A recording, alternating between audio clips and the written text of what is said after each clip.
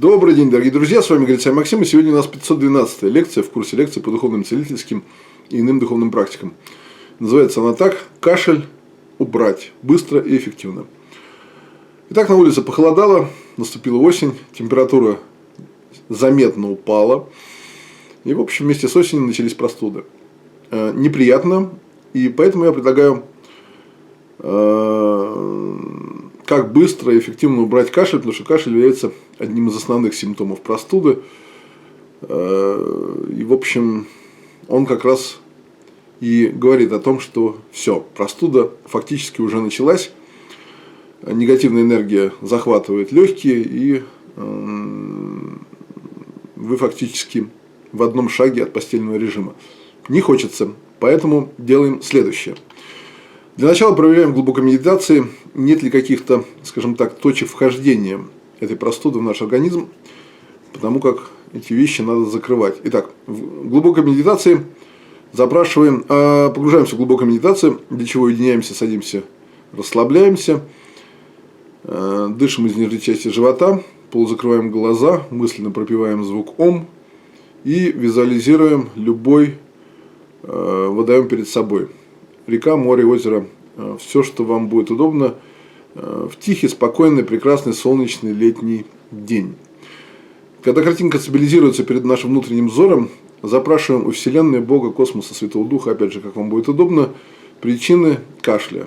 Свои, ну или чужие. В данном случае это не так важно. И расслабляемся секунд на 5, на 7. Если нормально держим медитацию, то через это время нам покажут первую причину. Представляем себе, что у нас в руках огромная теннисная ракетка, которой мы эту причину растворяем в визуализируемой нами воде. Помню, что растворять нужно полностью, в противном случае причина останется активной, и нам ее покажут в следующий раз.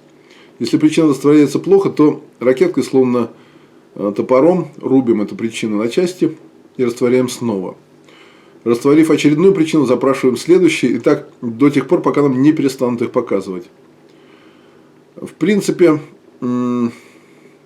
можно через некоторое время повторить, если кашель, и даже нужно повторить, если кашель не прекратится, проверить себя на предмет причин. Чаще всего, если вы увидите орган, то это будет поражение в районе горла или носа. Ну, в общем, стирайте эти причины. После того, как их перестанут показывать, переходим к следующей фазе излечения. Представляем себе нашего больного в виде некой куклы. Голова и туловище, руки, ноги нам не нужны, размером сантиметров 50 величиной. Представляем себе, что кукла открывает рот, и мы вдуваем в точку крыльев воздух. Точка крыльев находится примерно между лопатками. И мы представляем себе, что этот воздух входит в тело человека, поднимается по легким, очищая их, и выносится через рот.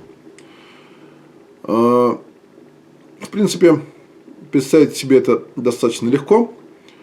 Также представляем себе, что этот напор воздуха, который входит в точку между крыльями, между лопатками, в точку крыльев, все время усиливается. Если вы хорошо и нормально расслаблены, то вы увидите, как изо рта начинает выноситься просто вот черный фонтан, особенно в самом начале. Да, хочу сказать, что для второй фазы входить в глубокую медитацию уже не надо, это делается в легкой медитации, не глубокой, в состоянии, когда вы, в принципе, можете контролировать все, что вокруг вас происходит. Итак, направляем этот фонтан в воздух, в землю, не на людей и ни на что живое. И продолжаем дуть этот воздух и выдувать, соответственно, черный фонтан из легких человека. По моей практике обычно где-то 2-3 минут достаточно. Вы увидите, как этот фонтан начинает бледнеть, он становится все более светлым, и в конце концов он станет совершенно прозрачным. Это говорит о том, что вы на данный момент негативную энергию из легких выдули. В принципе, это все. Можно еще закачать янскую энергию в человека. Это, конечно, взбодрит его и усилит. Но, в общем-то, вот этих двух манипуляций достаточно. Если человек продолжает кашлять, то еще раз проверьте себя в глубокой медитации, почистите те причины, которые, скорее всего, активировались, если они активировались, естественно. И еще разок где-нибудь через полдня или через сутки прокачайте воздух через человека и выдуйте негативную энергию. Но по моему опыту, в принципе, при несильной простуде одной такой операции достаточно, легкие очищаются, и человек с изумлением вдруг начинает ощущать, что кашель прекратился. В общем, это все. Дальше температуру можно уже погасить витаминами, таблетками. В целом простуда после этого развиваться перестанет и превратиться, в общем, в легкое недомогание, которое можно будет убрать довольно быстро. На этом позвольте данную лекцию закончить. Пару слов о книге, которую я написал. Книга называется «Теория и практика дистанционного исцеления и иные духовные практики». Скачиваем ее с сайтов Ридера, Литрес, Озон, Амазон, со многих других. Дробно на моем сайте Медитация.ру. Также она выложена уже целиком.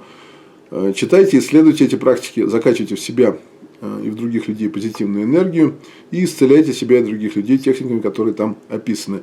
Ну а также ставьте лайки и подписывайтесь. Всего доброго, до следующей лекции.